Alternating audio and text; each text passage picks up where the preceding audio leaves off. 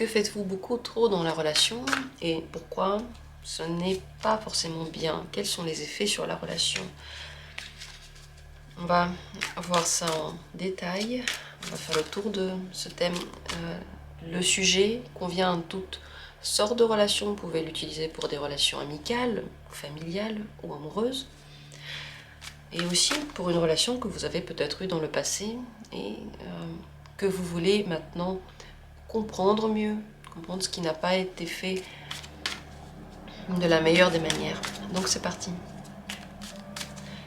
Que faites-vous beaucoup trop dans la relation? Qu'est-ce qui est en surnombre, en surquantité? Premier tirage. Deuxième tirage. Et troisième tirage. On va regarder ces trois possibilités. Choisissez dès maintenant. Vous pouvez utiliser d'ailleurs cette vidéo pour plusieurs relations auxquelles vous pensez. Et si vous posez la question comment choisir l'une des cartes, puisqu'elles sont pareilles forcément, je vous conseille de vous faire confiance. Prendre n'importe laquelle des cartes au hasard, faire confiance au choix que vous faites. Cet exercice vous permet petit à petit de retrouver la confiance en vous si parfois vous avez l'impression de la perdre, mais également d'entraîner votre intuition. Donc prenez l'une de ces possibilités. Si vous avez déjà choisi, je commence. Comme toujours, dans la description, sous la vidéo, il y a les minutes pour chacune des possibilités, mais aussi d'autres informations comme le lien pour rejoindre la communauté, le lien pour faire un don si vous voulez soutenir la chaîne, si vous aimez bien ce que je fais ici. C'est parti, et je commence avec la première possibilité. Que faites-vous beaucoup trop dans cette relation? Le diable. Dans cette relation ressortent vos plus grandes passions que vous ne pouvez pas du tout réprimer. Avec le diable, c'est quelque chose que l'on aime bien, au fond, quelque chose qui fait un petit plaisir, mais qui n'amène jamais à rien de bon. Même le plaisir qu'il donne est vraiment limité d'ailleurs. Ça peut être donner libre cours à sa colère, donner libre cours à sa dépendance, donner beaucoup trop dans la relation, je peux être tout le temps là par exemple, ou demander énormément. C'est comme si on se permet avec cette personne de faire des choses que normalement on ne se permet pas. Ni avec les autres, ni peut-être même avec soi-même. Quelque chose que l'on ne se permet pas de faire, pas parce qu'on a honte, mais parce qu'on sait que ce ne serait pas juste, que ce ne serait pas vraiment bon. Par exemple, si on dépend trop de quelqu'un, on est trop sur cette personne et on crée de cette personne le centre total de notre univers, par exemple. Tout tourne autour d'elle. C'est beaucoup trop. Puisque dans la vie, il existe beaucoup de choses, beaucoup de composantes, et ça ne peut pas être qu'une personne. Si c'est le cas, souvent on est blessé. Mais parce que l'autre personne, elle a un monde autour d'elle, elle n'a pas que vous. La plupart du temps, ça va toujours seulement dans un sens. Mais avec cette carte, ça peut être donner beaucoup trop d'importance à l'autre, ou abuser aussi, comme je dis, de sa passion, de la sexualité, aller beaucoup trop dans le sens de la sexualité, complètement oublier les autres parties de la relation. Entre parenthèses, parce que ça marche que pour une relation amoureuse. Dans une relation tout autre qu'amoureuse, le diable nous parle d'un état, oui, que l'on sait pas bon, que l'on aimerait bien ne pas montrer aux autres, qui est un petit peu caché. On se dit qu'avec cette personne, on va l'ouvrir tout simplement parce qu'on se sent assez à l'aise pour l'ouvrir. Mais en réalité, cette partie de nous ne devrait pas du tout être nourrie, parce que plus elle est nourrie, plus elle prend de l'ampleur, et moins on a de contrôle dessus. Avec le diable, on peut être du côté de quelqu'un qui manipule trop, qui est trop dépendant, ou qui rend l'autre trop dépendant à soi aussi. Pourquoi est-ce que cela n'est pas bon pour la relation? Concrètement, quel est le problème?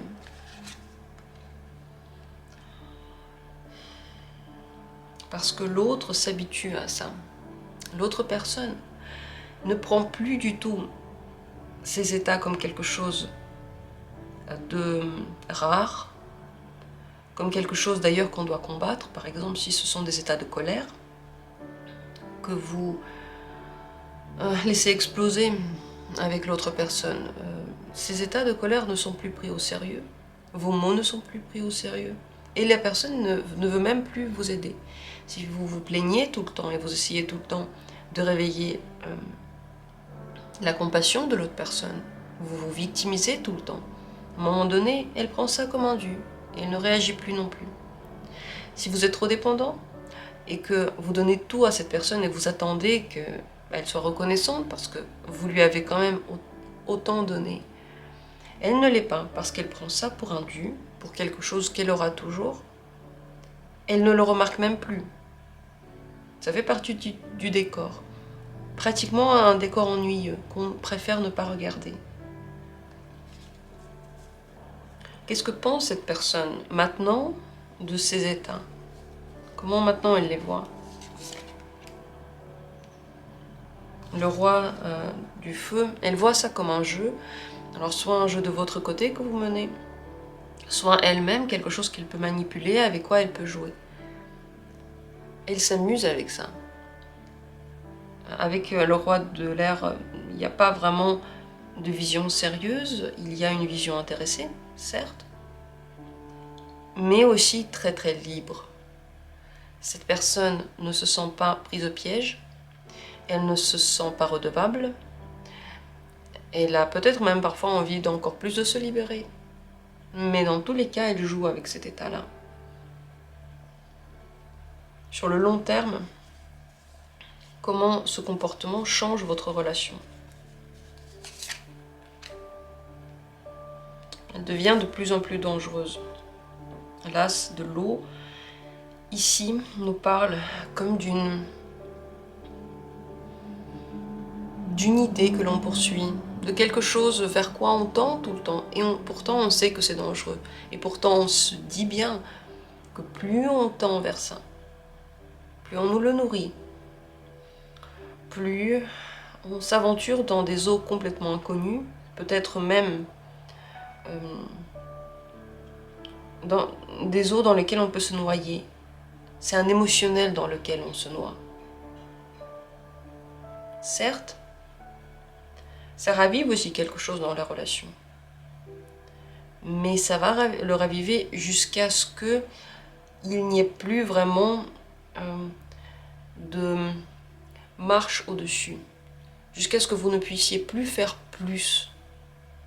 Et là, vous allez dans cet état d'indifférence.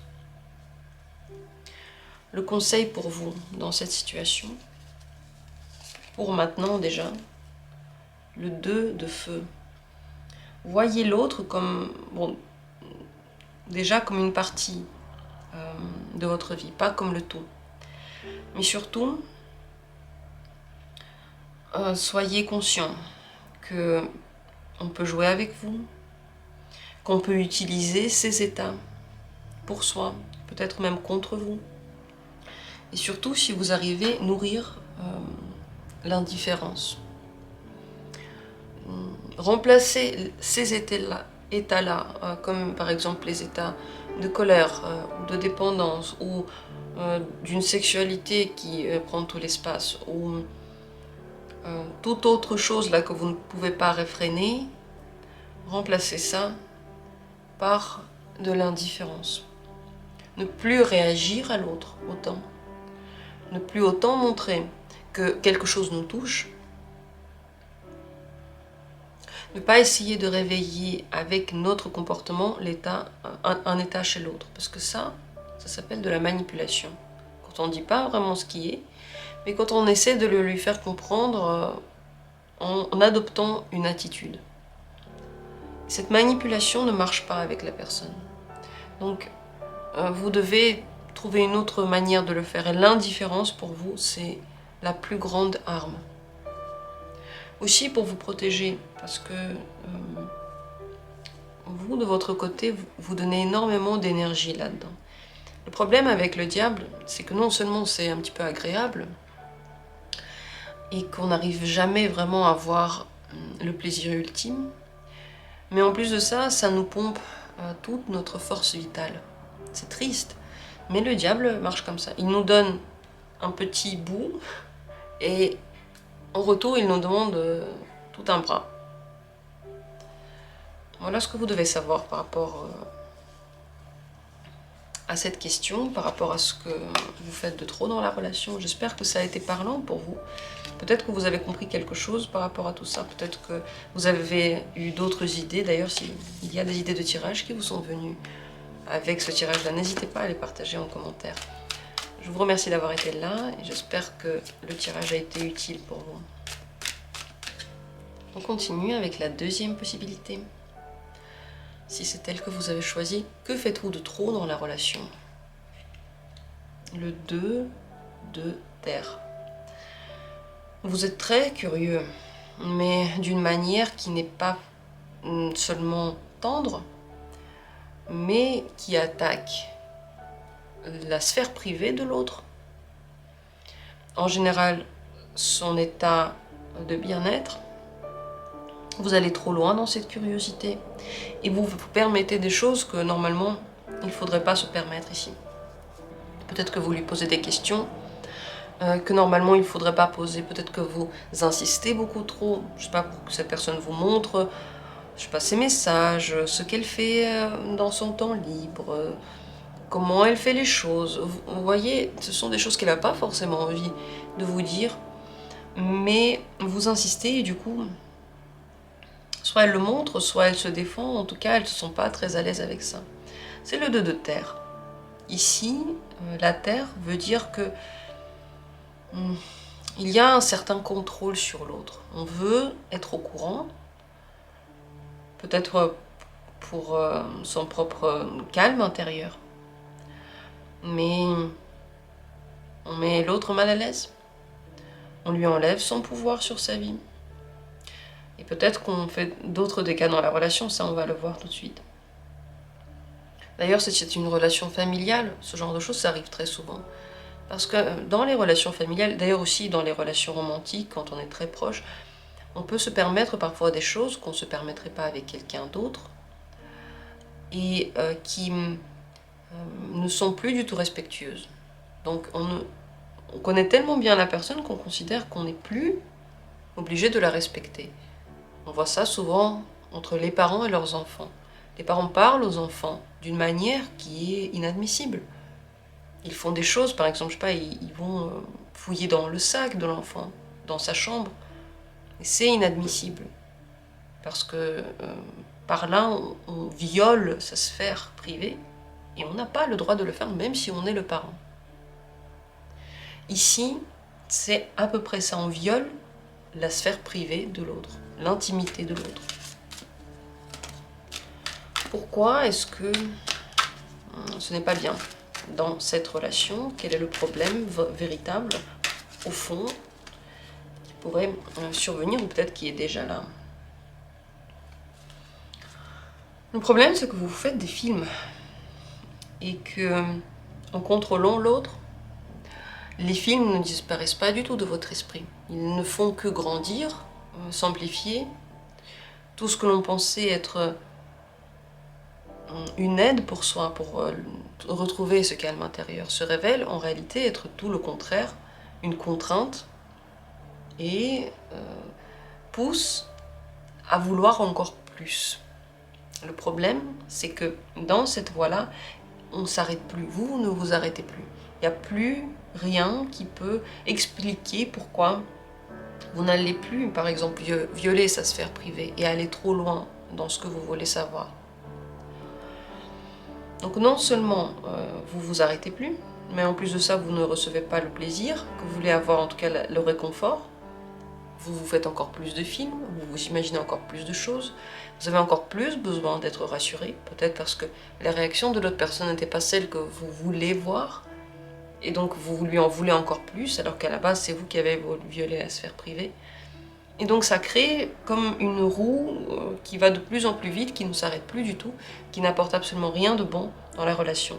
Si vous voyez de l'autre côté, je viens de voir, le 7 de l'air, c'est ça, ça fait naître des illusions qui ne sont pas toujours vraies, qui n'ont d'ailleurs rien à voir avec la réalité, mais qui continuent à nourrir votre fantaisie. Qu'est-ce que cette personne pense de ces états, de ces attaques, pratiquement?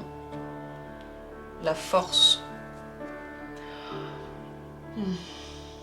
Plusieurs choses. La première, c'est que elle doit se défendre, elle doit être plus forte que vous, d'ailleurs psychologiquement. Donc elle doit vous porter tous les deux. La deuxième chose, c'est qu'elle voit que vous êtes faible, que vous ne faites pas confiance à vous, que vous ne faites pas confiance à la relation ni à cette personne, donc que vous doutez, et que cette personne, donc pour vous, est très très importante. Donc elle a le dessus, elle a le pouvoir sur vous. Et je pense aussi que elle voit le déséquilibre qui se crée entre vous. Vous n'êtes plus d'égal à égal, vous ne vous regardez plus à hauteur des yeux. Il y en a un qui est au-dessus, l'autre qui lui court après ou qui le surveille du coin de l'œil. Et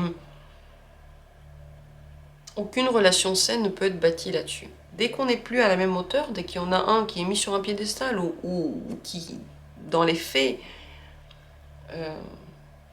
est mis sur un piédestal, la relation n'est plus saine et il y en a au moins un qui ne va pas être heureux là-dedans, peut-être même les deux.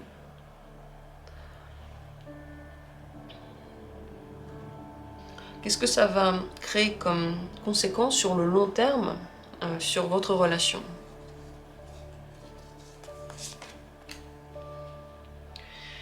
Bon, ça oblige la personne à cacher beaucoup de choses. La papesse, comme vous le voyez, elle ne veut pas tout dévoiler, elle a des secrets. Et elle a des secrets en réalité qui ne sont pas si terrifiants, ce sont des choses qui sont naturelles, mais l'état dans lequel elle est, c'est une nonne ici, elle ne lui donne pas le pouvoir d'utiliser des choses tout à fait naturelles, donc elle le fait en cachette. Donc plus vous le faites, plus la personne vous cache des choses, moins elle vous dit, plus elle est mystérieuse et plus vous avez l'impression que quelque chose se cache là derrière. C'est ce que j'ai dit ici, la roue elle tourne de plus en plus vite et il n'y a plus rien qui s'arrête. Vous êtes pris dans le piège de votre propre curiosité. Le conseil pour vous, par rapport à tout ça, maintenant, la reine de terre. Vous devez d'abord vous occuper de vous, parce que si il y a en vous cette envie de contrôler, de savoir, cette curiosité peut-être que vous avez du mal à réfréner, ça veut dire qu'il y a une blessure en vous.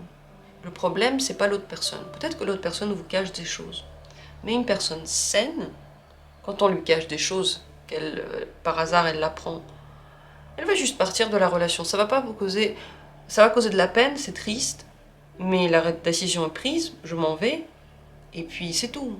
Voilà, il n'y a pas d'autre problème. Et quand on est comme ça, ça arrive beaucoup plus souvent qu'en fait il n'y a rien de mal qui se passe. Tout simplement parce qu'on sait ce qu'on va créer dans notre vie. Et petit à petit, les personnes qui nous cachent des choses ne sont plus attirées en fait en général dans notre existence. C'est ça les bienfaits d'être sûr de soi. Donc, dans la situation dans laquelle on est, le mieux, c'est de comprendre quelle est cette blessure. Certainement, vous le savez. Vous savez d'où ça vient, pourquoi vous pensez comme ça. En amont, toujours, il y a une cause qui est due aux parents, parce que toutes les expériences ravivent seulement les peines que l'on a eues lorsqu'on était tout petit, tout bébé. Donc, même si vous savez aujourd'hui d'où vient, par exemple, le manque de confiance que vous avez, ce serait bien d'aller quand même dans l'enfance, comprendre que peut-être que vos parents, en effet, ils n'étaient pas totalement honnêtes avec vous, peut-être qu'ils vous ont trahi, et essayer au moins petit à petit à guérir cette blessure. Mais pour guérir cette blessure, il faut faire deux choses. La première, c'est sur un niveau psychologique, essayer de comprendre, peut-être aller chez la psychologue, peut-être se faire du bien autrement. Et la deuxième chose, c'est s'interdire de faire ce que j'ai dit là tout à l'heure. Ça doit aller de pair. Vous devez en même temps vous interdire de le faire, de ne plus dépasser ce domaine intime de la personne, mais en plus de ça, faire tout le travail pour essayer de vous soigner. Parce que le problème, c'est que maintenant, vous êtes dans une route qui n'a aucune issue. C'est l'impasse. Et dans cette impasse, vous ne faites qu'augmenter votre souffrance. Malheureusement, il n'y aura pas de route. Il faut faire un chemin inverse, revenir sur ses pas, reprendre les choses et recommencer d'une manière plus saine. Parfois, vous savez, on n'arrive pas à complètement dépasser nos blessures, c'est comme ça, surtout celles qui ont été infligées quand on était petit. Mais on peut, pour soi, créer des règles qui permettent de traiter l'autre avec respect et surtout, qui permettent de se respecter soi-même. Parce que lorsqu'on respecte l'autre, par exemple, on respecte sa sphère privée, on n'essayait pas de chercher quelque chose en cachette, de découvrir un truc en cachette. C'est avant tout soi-même qu'on respecte. C'est avant tout soi-même qu'on rehausse dans sa propre estime. Et c'est ça qui est très important. Voilà ce que j'ai à dire sur ce tirage très très important. J'espère que ça a été intéressant. Dites-moi en commentaire qu'est-ce que vous en avez pensé. Moi je vous remercie du fond du cœur d'avoir été là, d'avoir pris le temps et le courage d'écouter tout ça. Et on continue avec la troisième possibilité. C'est celle que vous avez choisie. Que faites-vous de trop dans cette relation actuellement? Ça, c'est la carte de la tour et elle symbolise les états noirs en général. Se concentrer sur le mauvais dans la relation, broyer du noir, revenir toujours sur ce qui n'a pas marché, être dans une dépression consciente de laquelle on ne sort pas. Si vous pensez que vous avez une dépression, la dépression, ça se soigne avec des psychologues ou même peut-être avec des psychiatres, avec des produits adaptés, avec une alimentation adaptée, avec des actions adaptées, avec du sport, peut-être avec l'aide aux démunis. Il y a des choses très concrètes qui se font pour dépasser une dépression. Juste rester, connaître l'état dépressif que l'on a, le faire subir aux gens autour de nous n'est pas une solution. N'est pas une solution. Et d'ailleurs, c'est très injuste de faire ça ainsi. Si dans la relation, il y a votre partenaire qui est en dépression, si l'autre personne est en dépression, pardon, tout le temps en parler ne sert à rien. Et essayez de l'aider, si cette personne, c'est par exemple votre compagnon de vie, c'est aussi une chose avec laquelle il faudrait faire très attention. En réalité, si quelqu'un dans votre entourage est dépressif, il faut lui proposer gentiment d'aller voir aussi un psychologue. Si la personne ne veut pas, on peut le lui reproposer encore. Mais en réalité, soi-même, on ne peut pas vraiment l'aider. Il faut que cette personne prenne la décision elle-même. Il faut qu'elle ait envie. Mais porter ça sur ses épaules et se dire que tout à coup, tout ira bien, serait une erreur. En général, avec la carte de la tour, vous devez savoir que il y a dans cette relation quelque chose peut-être déjà qui a été cassé. Si c'est votre confiance qui a été cassée, si c'est votre amour de vous-même qui a été ébranlé dans cette relation, la question se pose, est-ce que ça vaut le coup encore de rester là-dedans, tout en continuant à dire à quel point c'est pas bien, tout en continuant à alimenter notre mal-être. D'ailleurs, même si c'est une relation, par exemple, avec un parent, c'est la même chose. Les personnes négatives dans notre vie laissent une trace. Elles laissent une trace concrète. À force de voir quelqu'un de négatif autour de vous, vous commencez à penser comme cette personne. Vous vous en rendez même pas compte. Vous commencez à parler comme cette personne. Vous commencez à agir comme cette personne. Petit à petit, cet état prend de plus en plus de place dans votre existence. Si vous, de votre côté, vous êtes aussi quelqu'un, par exemple, qui boit du noir, sachez que la personne qui est en face de vous, à un moment donné, ne pourra plus du tout vous aider, parce qu'elle-même va être happée par cette humeur-là. Si dans la relation, il y a de la violence, par exemple, parfois vous êtes énervé et vous lancez quelque chose sur la personne, ou vous-même vous frappez, mais ça fait pas très mal, mais vous le faites tout de même, c'est aussi un problème. Parce que c'est trop, c'est de la violence physique, même si elle ne fait pas vraiment mal. Normalement, on ne fait pas ça. Donc avec la tour, il peut y avoir, comme vous avez vu, plusieurs choses. Mais en tout cas, c'est toujours lié avec une humeur négative. Et le fait de montrer cette humeur négative aux gens autour, de faire subir cette humeur négative autour de nous. Si on ne se sent pas bien, les autres ne sont pas responsables. Si on ne se sent pas bien, soit on va se soigner, soit on va s'aider soi-même. Mais on ne peut pas demander aux autres tout le temps de supporter ça. Et dire que c'est normal. J'ai eu une enfance difficile, donc je suis comme ça, donc les autres doivent le supporter. Non, c'est pas normal ça. Pourquoi est-ce que ça peut poser problème dans votre relation? Quel est le problème au fond avec un tel état? Roi de l'eau.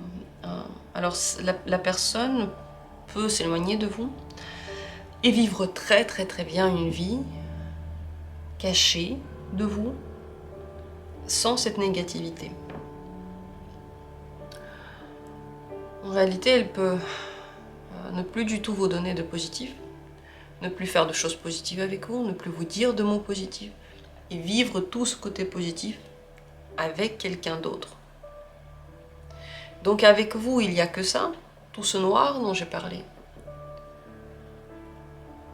Et elle n'apporte plus rien d'autre. Cette personne peut également se servir de ces états pour vous manipuler, surtout si elle sait comment vous réagissez. En général, le roi de l'eau est sous le signe du Scorpion, la plus haute octave. Pour ce tarot-là, parce que c'est vrai que la plus haute octave c'est le Poisson, mais ici, ce qu'on veut dire par le Scorpion, c'est qu'il se délecte des états qui sont difficiles. Vous pouvez donc attirer dans votre vie des personnes qui se délectent de ce genre de négativité, qui ne vont faire que l'alimenter, la vivre avec vous. Et ensuite, tout le positif, encore une fois, c'est pour quelqu'un d'autre. Qu'est-ce que cette personne pense de ces états? Oui, elle pense qu'il faudrait le transformer en réalité. La mort, elle n'est pas contente de ça, ça ne lui plaît pas du tout. Elle pense qu'il doit y avoir une transformation. Qu'est-ce qu'elle voit comme solution? La libération. Attention, cette personne peut penser à ne plus avoir du tout à faire avec vous à un moment donné. Se libérer de vous et de l'emprise que cette relation a sur sa vie. Donc le problème, c'est que cette négativité, elle peut ne plus la supporter. Voilà le problème. Quel est l'effet sur le long terme sur votre relation de tout ça? Vous vous mettez dans un état de dépendance, vous vous enfermez, vous essayez d'enfermer l'autre aussi. Problème, c'est qu'aucune des personnes n'est libre dans la relation. Mais c'est seulement une illusion, parce que l'autre vit sa vie très bien, encore une fois, de façon cachée. Il faut faire très attention ici, parce que si ce sont des états négatifs, des états de dépression, il faut aller voir des spécialistes pour ça. Il le faut. Et si la personne ne veut pas, vous ne pouvez pas la soigner. Mais vous devez aussi penser à vous. Si c'est vous qui ne voulez pas, parce que tous les psychologues sont des charlatans, peut-être que vous n'avez pas rencontré encore le bon. Mais on ne peut pas juste demander aux autres de le supporter et puis trouver ça normal. Tous les états négatifs que l'on a, encore une fois, ils n'ont pas un rapport avec les autres. Les autres ne sont pas responsables du fait qu'on se sente mal. on est les seuls qui peuvent faire quelque chose. Et vous allez me dire, ok, mais si quelqu'un m'insulte, c'est normal que je me sente mal à cause de ça, c'est l'autre qui est en cause. Pas du tout, parce qu'il y a des gens qui réagissent très différemment à l'insulte, il y en a qui vont se sentir mal et pleurer, il y a quelqu'un qui va rire, continuer son chemin, ça ne va pas le toucher. Donc le rapport de cause à effet n'est pas automatique, donc ça n'a rien à voir avec la personne. Ça a à voir avec ce qu'il y a à l'intérieur de nous toujours. Dernier conseil pour vous par rapport à tout ça. Le 6 de la Terre. Dans le quotidien, ce serait bien de créer un état dans lequel tout le monde serait bien et qui est normal. Créer une nouvelle normalité, une nouvelle routine. D'ailleurs, ce serait bien de créer une routine en général. Se raccrocher à des choses très concrètes dans la vie, à des choses peut-être matérielles, s'aider avec ces choses matérielles. Ne pas regarder que ce que l'on n'a pas et que ce que l'on voudrait avoir. Être dans le réel. Et dans le réel, trouver les bienfaits. Je sais pas, la table que l'on a qui est bien, qui est très, très pratique. Internet, qui nous donne accès à tout gratuitement, c'est un truc incroyable quand même. Vous voyez, concrètement, s'attacher à des choses qui sont bien, les rendre utiles dans le quotidien, faire des habitudes avec ça, et se concentrer dessus. S'il y a des choses négatives, par exemple, peut-être que votre confiance a été cassée et que vous avez du mal à refaire confiance à la personne, pourtant vous restez avec elle. Là, encore une fois, le problème, c'est pas l'autre personne, c'est vous. Pourquoi vous restez avec cette personne si la confiance a été rompue et que vous n'êtes plus content? Aussi, c'est pas à l'autre d'essayer de faire en sorte que vous ayez confiance, c'est à vous de vous décider. Soit vous restez et vous n'avez pas confiance, soit vous restez et vous avez juste confiance, soit vous partez.